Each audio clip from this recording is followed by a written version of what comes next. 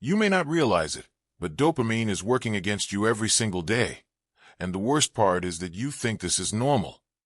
Modern life has turned your brain into an elegant hostage, stimulated, accelerated, and empty at the same time. It's no coincidence you feel tired, confused, and trapped in cycles you can't break. The truth is simple and brutal. Fake dopamine is killing your identity. And if you don't learn to master this, it will keep erasing who you really are. The problem isn't a lack of willpower, discipline, or character. The problem is that your brain has been trained to chase quick stimulation, cheap pleasure, and empty rewards.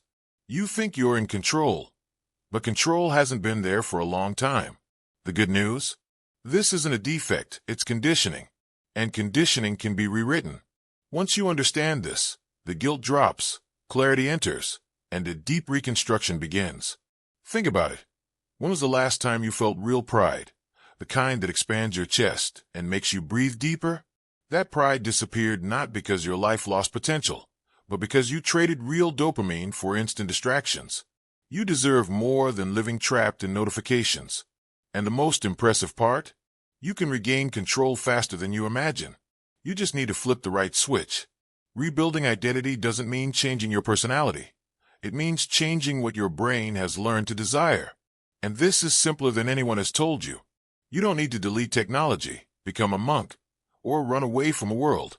You need to recalibrate your mind to prefer what strengthens you instead of what destroys you. When you master your dopamine, you master your entire life. The order is this: chemistry first, behavior second. Now, a question no one likes to answer. If you kept living exactly as you are for the next 5 years, would you be proud of the result? The silence this question produces is the first sign that something must change.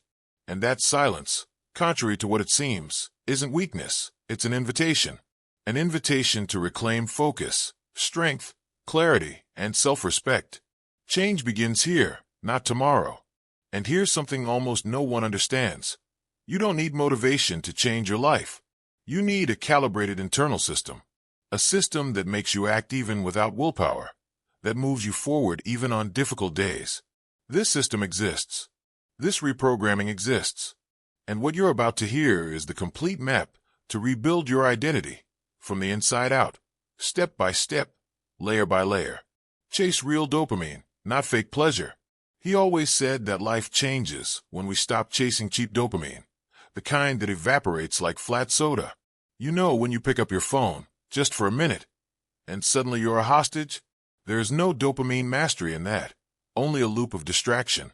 The real shift begins when a person chooses activities that build rather than drain.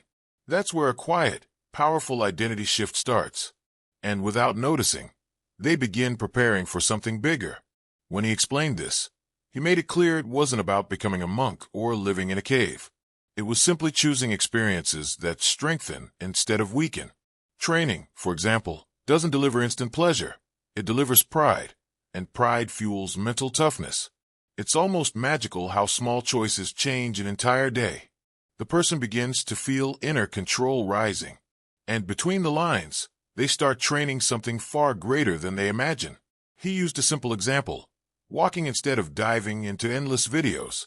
Walking seems boring, but it gives clean dopamine with no hidden fees. Short videos give quick pleasure, but hijack attention and shatter focus.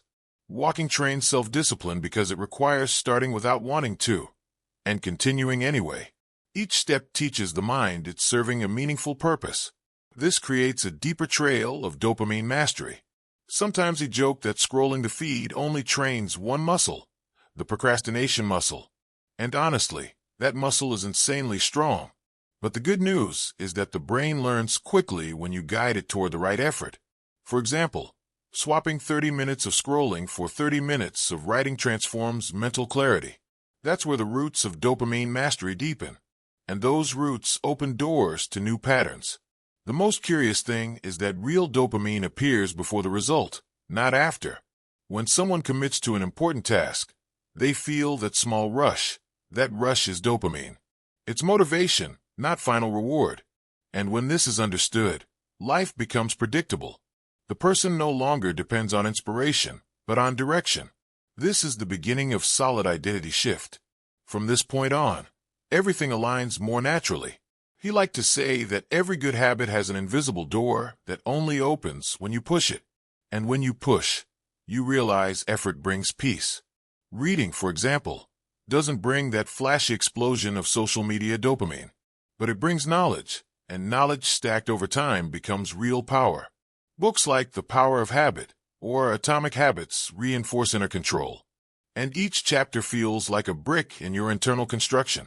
Another thing he explained is that fake dopamine creates a cycle of endless seeking, but real dopamine creates a cycle of building. It's like gardening. You don't see a change on day 1, but you do on day 20. And by day 50, the garden speaks for itself. That's why he encouraged choosing activities that grow roots. Roots are the foundation of mental toughness. This slow but consistent process changes everything internally. Some people think life is hard when, in reality, the brain is overstimulated. He said this gently but firmly. When the mind is addicted to intense peaks, it loses the ability to enjoy the simple. And it's in the simple that peace lives. The person thinks they lack motivation, but what they lack is self-discipline. And daily discipline becomes an art very few master. He shared a practical strategy, a real dopamine day. No screens for a few hours, replaced with physical actions. Cleaning the environment, taking sunlight, adjusting the workspace. These actions reorganize both the room and the mind. The feeling is one of reclaiming control. And this feeling fuels the desire to evolve, as if the person suddenly realized they have far more inner control than they believed. Interestingly, when someone moves away from fake dopamine, time seems to grow. He said time wasn't missing, it was leaking. Each leak came from automatic habits. When those habits are cut, a powerful clarity appears. This clarity strengthens mental toughness and enhances direction. Suddenly, what seemed impossible begins to feel logical. He emphasized that real dopamine is planted, not found. It comes from training, studying, building, reflecting. None of that is glamorous, but all of it is valuable. And after a few days, the person starts feeling pleasure in these activities. Self-discipline stops feeling like punishment and becomes identity. And identity, once changed, changes destiny. It's a silent but powerful transformation. And as he spoke about this, he always left a hint in the air. Because understanding dopamine is only the beginning. The real challenge comes when a person realizes why they're addicted to stimulation and how it shapes their self-perception. And without revealing too much, that opens the door to something much deeper. Part 1. Understanding dopamine. He always began by explaining that dopamine isn't the villain, it's the engine. Without dopamine, no one would get out of bed. The problem isn't that it exists, but how we use it. Most people don't even realize they're letting this engine work against them. When they finally understand this, something shifts. And that understanding opens space for the first spark of dopamine mastery. He said dopamine is the release of motivation, not pleasure. That changes everything. People think pleasure comes first, but it's desire that moves us. When dopamine is regulated, the person has focus, clarity, and direction. When it's out of control, they become hostage to their own impulses. And that's where inner control comes in. Not as brute force, but as fine-tuning. You know when someone feels lazy, unfocused, mentally foggy? Many times it's not personality, it's chemistry. He explained this like pulling back a curtain. The inability to concentrate isn't a lack of character, it's a lack of regulation. And once the person understands this, they feel relief, because they realize they can train mental toughness to reclaim this lost territory. And that training begins with understanding, not effort. He compared the brain to an emotional GPS. If the GPS is outdated, it sends you down the wrong road. With deregulated dopamine, the brain sends a person toward instant comfort. But when the system is calibrated, it points toward what truly matters. This calibration creates true self-discipline, not because the person is strong, but because the system is aligned. He said the greatest proof that dopamine commands everything is simple. What you anticipate, you pursue. If someone anticipates comfort, they avoid challenge. If they anticipate real reward, they embrace discomfort. That's where a powerful identity shift is born, because slowly, The person starts desiring what builds, not what weakens. It's like changing the fuel without changing the car. He gave practical examples. Imagine someone wants to study. If they associate studying with pain, dopamine hides. But if they create small rewards, like tracking progress, making aesthetic notes, or using focus apps, the brain begins to enjoy the activity. This is emotional engineering, and it's the birthplace of true dopamine mastery, teaching the brain to like what is good. He explained that dopamine isn't constant. It rises, falls, pauses, accelerates. When someone overloads their brain with fast stimuli, it stops responding to simple things. Reading feels boring, conversations feel like effort, even eating loses excitement. But when they reduce stimulation, the system is reborn, and this rebirth creates room for deeper inner control. He compared dopamine to music volume. Too loud, it distorts. Too low, it discourages. The ideal is balance, and balance comes from small choices. Waking up without checking the phone, doing something physical early, avoiding sugar excess.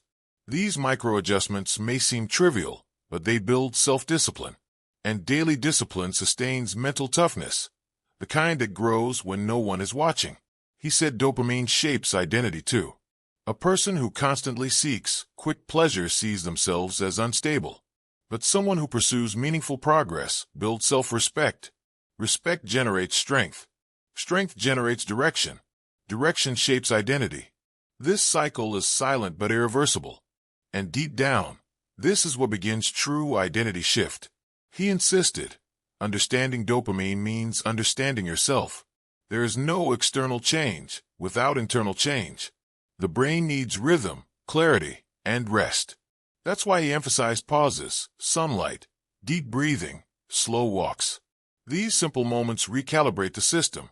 And with the system stabilized, the person can make choices that once seemed impossible. He said that when dopamine stabilizes, the world slows down. The mind stops racing, the heart stops stumbling. The person begins noticing opportunities where they once saw problems. It doesn't happen instantly, but it happens. And each day of stability reinforces self-discipline until effort becomes natural, almost automatic.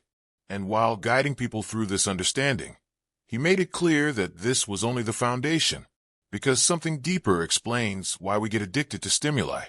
And that something is tied directly to how a person sees themselves and to the invisible damage that overstimulation causes to identity. Part 2. Addiction to stimulation. He always started with a sentence that made everyone go silent. You're not distracted, you're overstimulated. And it made sense. Most people don't realize they're stuck in loops of notifications, videos, and artificial peaks. The brain becomes a hamster running inside its own head. And this insane rhythm sabotages any dopamine mastery. It's like trying to read a book in the middle of a carnival. He explained that addiction to stimulation doesn't come from weakness. It comes from design. Platforms were built to capture attention. So when someone struggles to focus, it's not a character flaw. It's chemical competition. But once they understand this, the game shifts. Understanding returns inner control. And with that initial control, the person begins to breathe again. He used a practical example. The moment someone picks up the phone, just a little. But that little becomes 40 minutes. Then guilt. Then the feeling of wasted time. And that loss corrodes self-discipline. He said this calmly but firmly. Not to judge, but to show how fake dopamine hijacks identity. And slowly weakens mental toughness. Another thing he explained was that a stimulation-addicted brain hates challenge. It avoids. It retreats. It invents perfect excuses. And all this reinforces a weak identity. He called it a survival identity. The person only looks for what's easy. But when they begin building a real identity shift, something changes. They start seeing themselves as someone who faces challenges, not someone who runs from them. He said the addiction isn't in the screen, but in the relief it delivers. It's a mental anesthetic. The mind wants rest, and the person gives it fast dopamine instead of real rest. The result? Accumulated fatigue, reduced focus, and the constant feeling of being behind. In this cycle, there's no inner control. There's only reaction, never action. He liked to show the absurdity with humor. If you open the same app 30 times in an hour, you're not using it, It's using you. People laughed, but understood. The automatic repetition is proof of dependency. And this repetition weakens self-discipline, because the person believes they can't stop, when in reality, they just need a dopamine reset. He showed how stimulation addiction destroys deep focus. Deep work becomes impossible. The person tries to read 3 lines and already wants to switch tabs, tries to meditate and opens their eyes in 10 seconds, tries to train and is already thinking about messages. This behavior reinforces a fragmented identity. But when they choose to recalibrate, an inner identity shift begins. He said overstimulation kills the present moment. The person is with someone, but not really. Eating, but thinking of something else. Studying, but checking notifications. This absence creates invisible damage, the inability to complete simple tasks. That weakens mental toughness. Because real strength isn't shouting, it's staying. Staying is what an addicted brain cannot do. He explained that an overstimulated brain can't identify priorities. Everything feels urgent. Everything feels important. Everything feels immediate. And in this confusion, the person loses long-term vision. They live as if putting out fires all the time. But many of those fires don't even exist. It's just a deregulated dopamine system, sending false signals. He spoke about emotional impact too. A stimulation-addicted person feels more anxiety, more irritability, more insufficiency. It feels like they're always owing something, always late. This creates small cracks in self-image. And when repeated, it becomes identity. But just a few days of reduced stimulation helps the mind regain strength. And regaining strength is the first brick of mental toughness. He offered a simple exercise, a no-stimulation day. No short videos, no notifications, no endless tab switching. He said, observe your brain asking for stimulus. People reported discomfort, restlessness, boredom. And he said, that's dopaminergic withdrawal. The discomfort proves the addiction. This clarity opens the door to deep identity shift. And after explaining all this, he always left one question floating in the air. If addiction to stimulation steals your focus, your energy, and your identity, what happens when this repeats for years? The answer lies in the loss of momentum and the silent damage done to how you see yourself. Loss of momentum and identity damage. He always said that people don't lose their lives all at once. They lose them through small leaks. One day they break the routine. The next, they change the goal. Then they switch habits. Each swap seems harmless, but charges an invisible price, the loss of momentum. The brain stops associating effort with progress. And when that happens, even self-discipline weakens. It's like trying to run with the handbrake on. He explained that momentum is a silent force. It makes no noise, but creates direction. When a person loses that force, they also lose part of their identity. He called this identity damage, because the person starts seeing themselves as someone who doesn't follow through. And that self-image is dangerous. It corrodes mental toughness and sabotages any attempt at dopamine mastery. He often said, you don't fail because you're weak. You fail because you forget who you are. Every broken habit, every changed goal, every abandoned project sends a message to the mind. I don't continue. And that message becomes emotional residue. This residue weakens inner control. The person begins to believe they lack discipline, when in reality, they just lost continuity. He showed a simple example. Someone who commits to working out for 30 days. They train 3. Quit on day 4. Restart on day 7. Quit on day 10. This back and forth destroys the identity of consistency. He said the mind doesn't believe words, it believes patterns. When the pattern is inconsistent, the identity becomes inconsistent. When the pattern is consistent, identity shifts naturally, without force. He said abandoning habits doesn't hurt in the moment, it hurts later. It hurts when a person realizes how far ahead they could be. It hurts when they notice they've lost trust in themselves. He said this with the tone of an experienced mentor, not to shame, but to show truth. This kind of loss isn't about time. It's about self-respect. And self-respect sustains self-discipline. He liked using the staircase metaphor. Every habit is a step. When someone climbs 3 steps and goes down 2, they make no real progress. Worse, They begin to believe they aren't capable of climbing the whole staircase. That belief becomes identity. He said, "You don't need more strength, you need fewer interruptions." And that's where true mental toughness begins. One thing he repeated was that people become accustomed to their own mess. They normalize self-sabotage, normalize delay, normalize starting and never finishing. And the more they normalize, the more damage they do to their self-image. He explained that identity is an opinion, it's repeated behavior, and with fragmented habits comes a fragmented identity. This weakens any effort toward dopamine mastery. He showed how constant goal switching confuses the brain. Today it's a diet, tomorrow entrepreneurship, then spirituality, then bodybuilding. The mind no longer knows what to prioritize. Without priority, there is no focus. Without focus, there is no momentum. And without momentum, inner control collapses.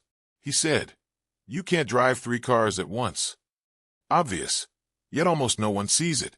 He also said the biggest enemy of consistency is too many options. When everything seems possible, nothing gets completed. The person lives in start mode, never in finish mode.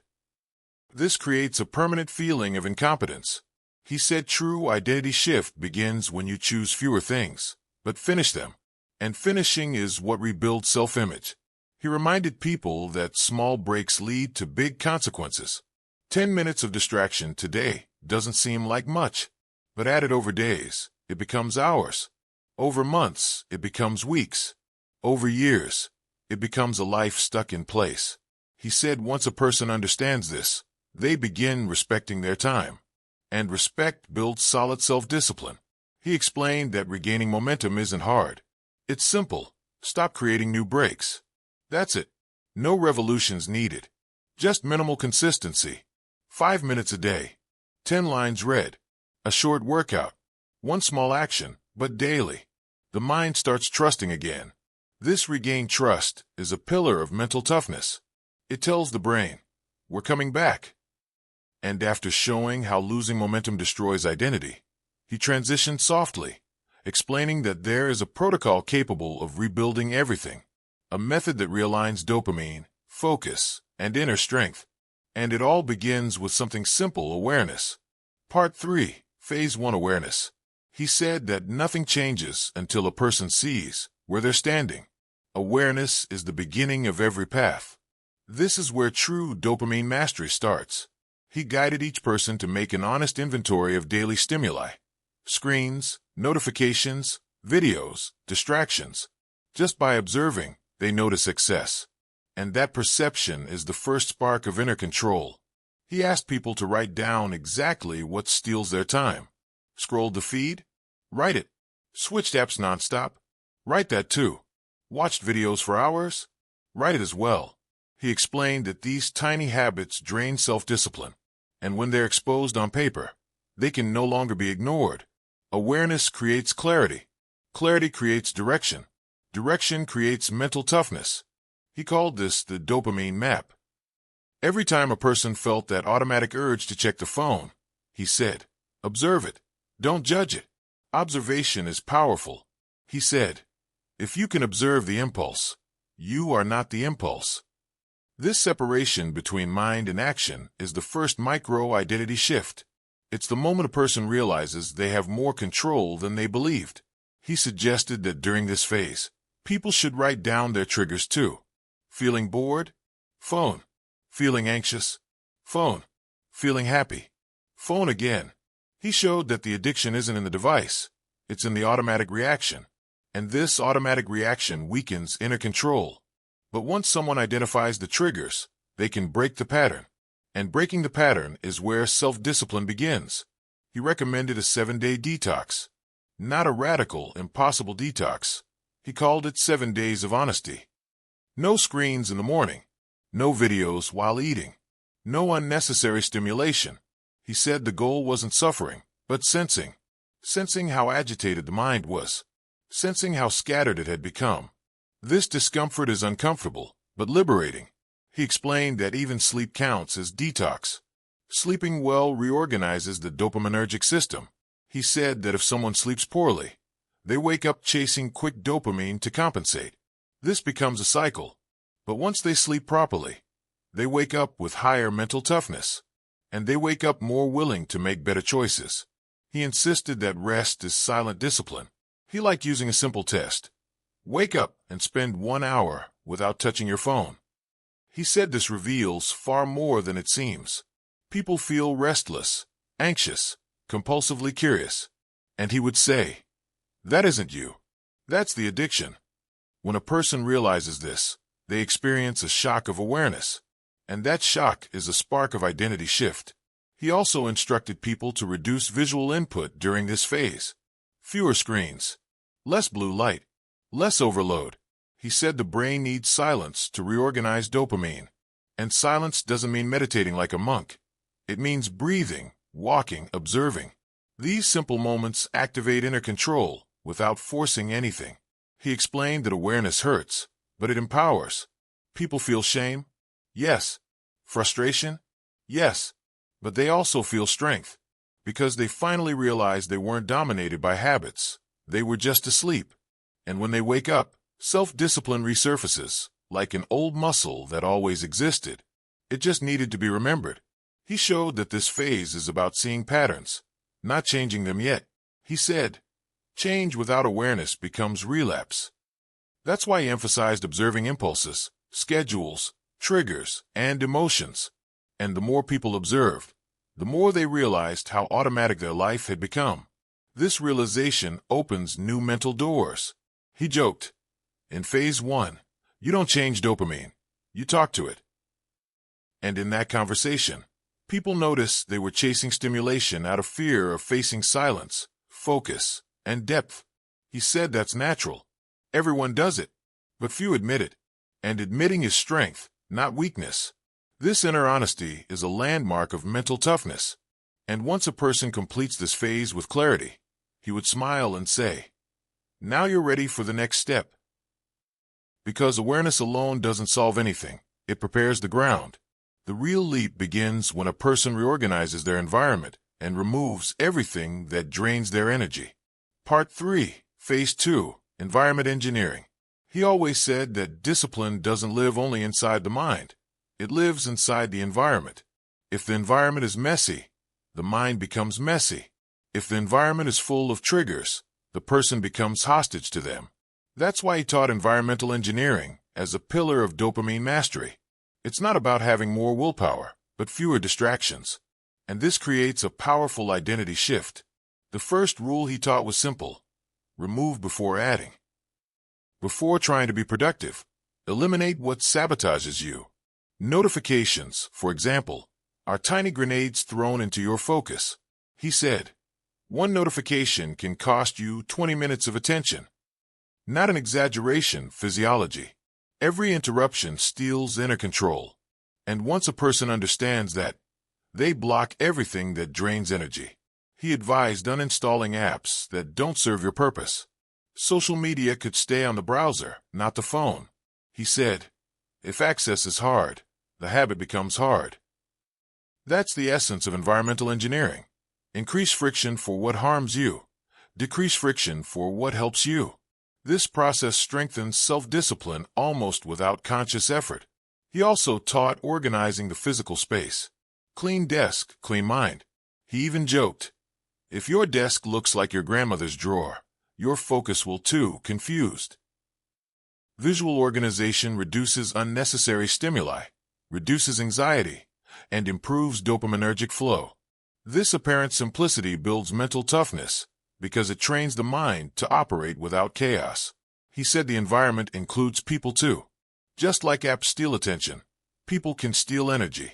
He recommended clear boundaries, work hours, rest hours, silence hours. He said, anyone who doesn't protect themselves lives tired. And tiredness is the enemy of self-discipline. People aren't villains, but they need healthy boundaries. He showed how small details change everything. Water bottle on the table.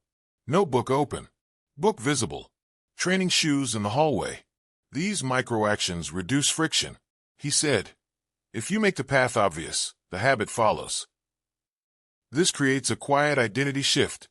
The person starts seeing themselves as someone prepared. and a prepared identity sustains dopamine mastery. He also taught dopamine-free zones, places where the brain knows it won't be bombarded. For example, the bed is for sleeping, not scrolling. The desk is for working, not chatting.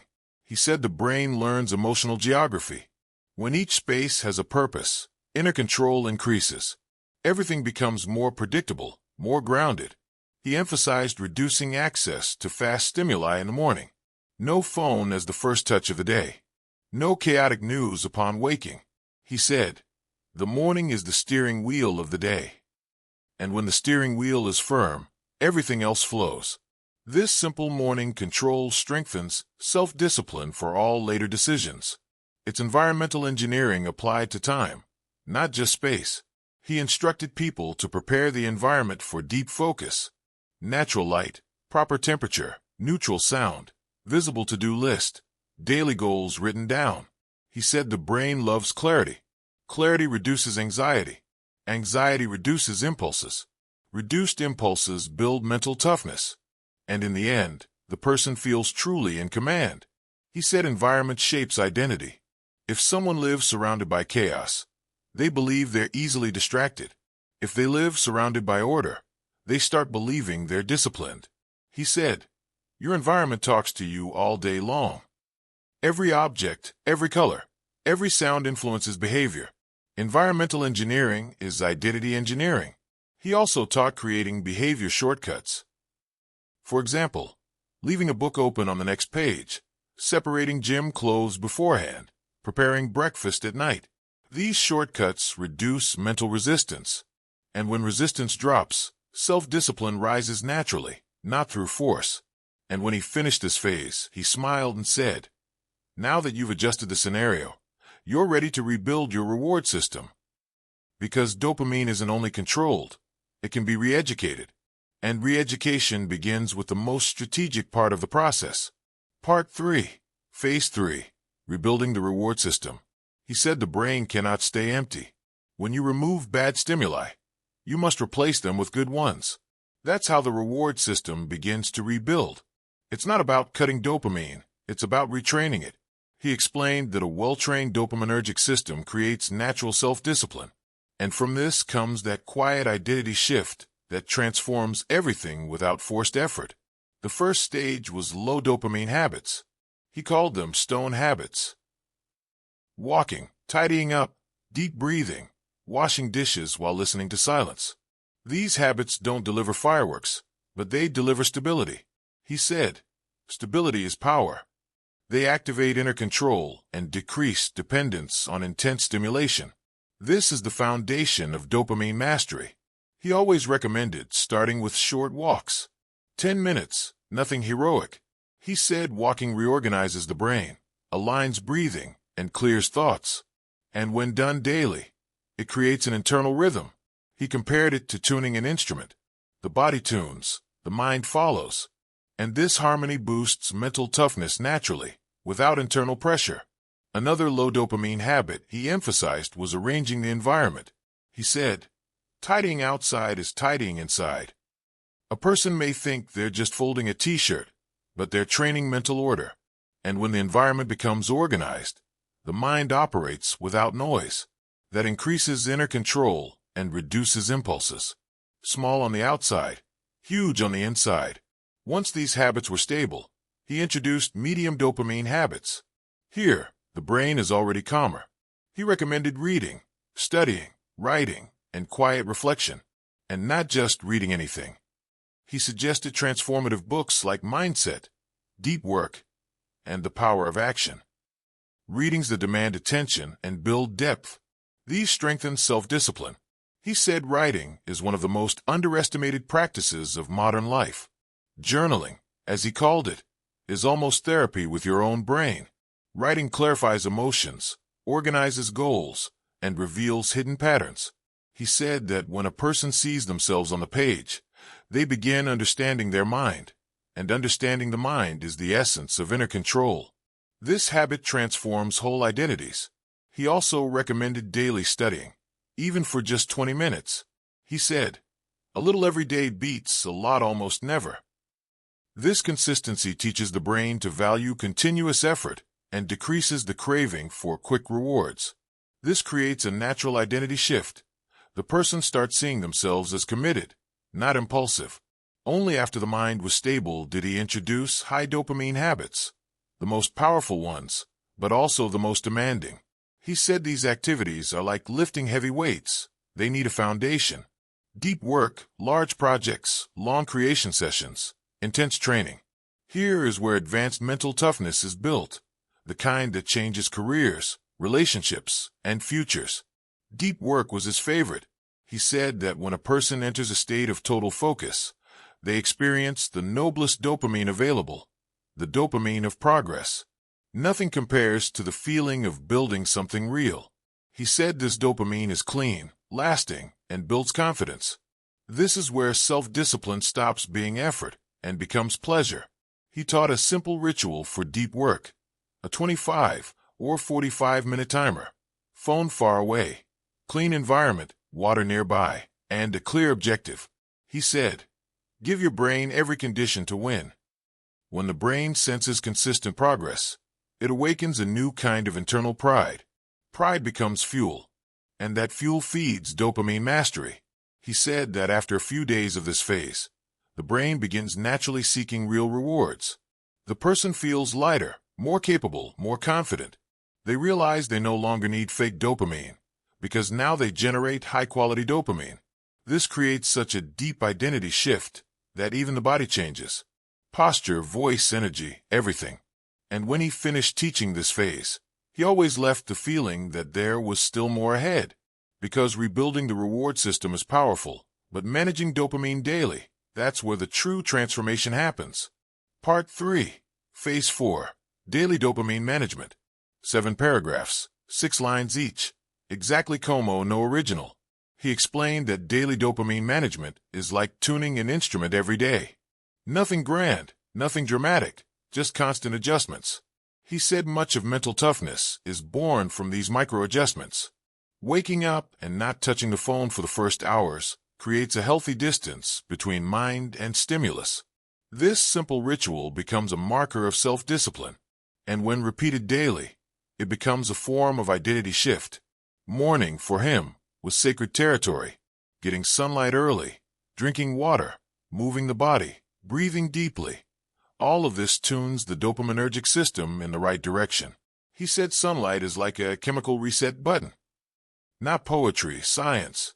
And when the day begins with biological alignment, inner control strengthens. The person builds real energy, not borrowed energy from digital stimuli.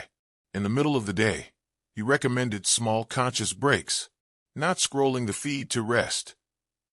He taught walking for 5 minutes, stretching, breathing, closing the eyes for 30 seconds. These simple gestures slowed down the internal urgency created by fast dopamine. He said, rest is not stimulation, it's pause. And this pause replenishes self-discipline for the rest of the day, like an internal charger. He also instructed delaying dopaminergic rewards, not avoiding them, delaying them. For example, saving the dessert for after training, watching the video after studying, talking after finishing the task.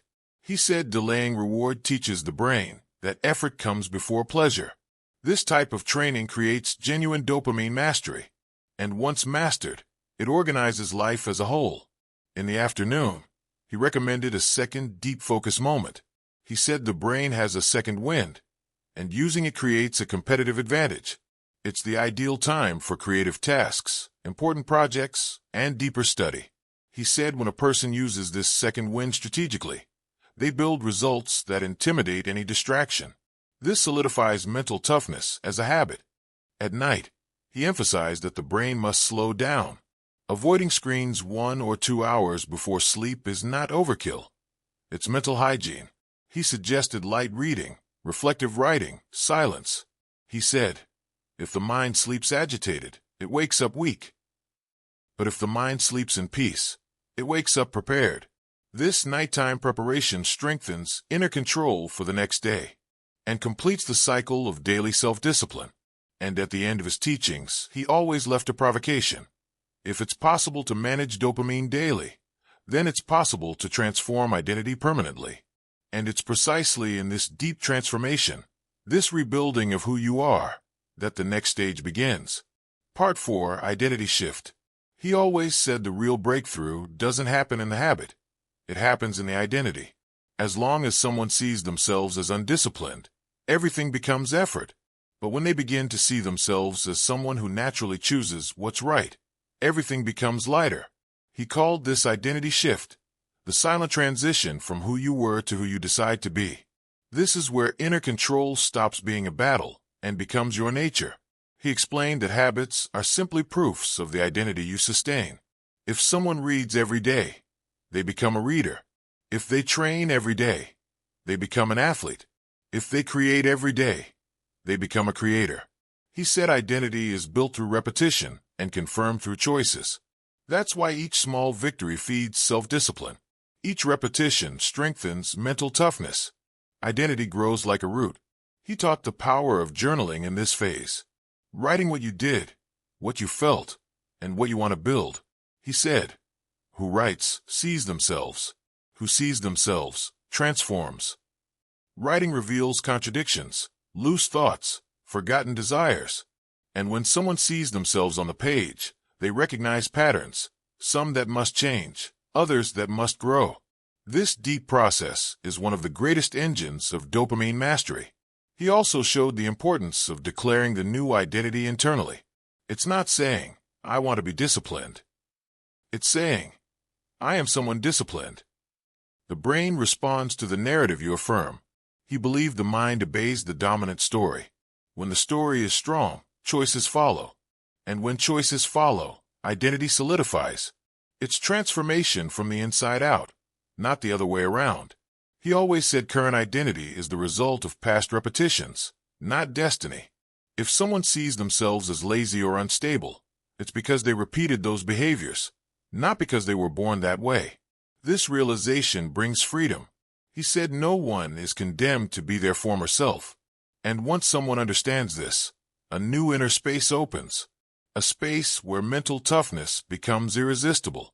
He explained that changing identity also means changing boundaries. A person who evolves no longer tolerates old habits, old patterns, old cycles. They move away from what weakens them, reorganize their time, filter conversations, make better choices. He said, when identity changes, the environment changes. And when the environment changes, self-discipline becomes almost automatic. It's all consequence, never force. And when he finished this part, he always left a thought in the air. If identity can be rebuilt, then the future can too. He said transformation doesn't end here, it expands. And it's this gradual, strategic, deep expansion that opens the path to the long-term vision, where all transformation gains meaning. Long-term vision. He said the dopamine detox isn't a 7-day challenge or a 30-day experiment. It's a rebirth. Long-term vision begins when a person understands they're rebuilding their entire internal structure, not just reducing screen time. He explained that major transformations are built in silence, through the accumulation of small decisions. And every decision reinforces self-discipline. Every repetition strengthens mental toughness. Every choice creates an identity shift that expands. He liked to explain that the future isn't predicted, it's built. A person who masters their dopamine starts seeing opportunities that were invisible before. Projects once postponed come to life. Ideas once confusing gain shape. He said this isn't coincidence, it's chemistry aligned. When the dopaminergic system works properly, inner control becomes a compass. And that compass always points toward growth. He reinforced that clarity is the greatest long-term treasure. When someone reduces stimulation, their thinking becomes sharp again. When thinking becomes sharp, difficult decisions become simpler. And when decisions become simpler, life becomes lighter. He said, lightness is a sign you're on the right path. This lightness isn't laziness, it's direction. It's dopamine mastery applied daily. He taught that consistency always beats intensity. A person who does a little every day surpasses one who does a lot once a month. He said the future is a marathon, not a 100-meter sprint. And those who understand this begin respecting their own rhythm, without hurry, without guilt. That respect feeds true self-discipline and creates a mental toughness the passing years cannot break. He also showed how long-term vision eliminates comparison. When someone is building their own path, they don't need to compete with anyone. He said, "Whoever looks inward doesn't get lost because of who's outside." This philosophy creates mental independence. It creates focus. It creates peace. The person realizes they are in a personal race, where the only real opponent is their past self. He reinforced that long-term vision doesn't mean living in the future. It means acting in the present with purpose. He said the next years are defined by the next minutes. When a person understands this, they stop wasting moments. Life stops being reactive and becomes intentional. And intention shapes identity, behaviors, and destiny. It's inner control in its purest form. And when he finished this stage, he always left an open loop. If all this is possible, if the brain can be reprogrammed, if identity can be rebuilt, then the only question that remains is, now what will you do with this power? And this question is exactly what opens the door to the introduction, where the viewer discovers the starting point of this transformation. After everything you've discovered here, the question is simple. What will you do with this knowledge now? Nothing changes if you only understand. Real change happens when you act. You already know how your dopamine works. You already know what sabotages your focus. And you already know what you must stop tolerating. So be honest with yourself. What's the first habit you're rebuilding today? Which part of your identity are you finally ready to reclaim? And before you leave, answer another question only you can face. Do you want to keep living on autopilot? Or do you want to take control of your mind once and for all? If your answer is control, discipline, and purpose, then you're in the right place.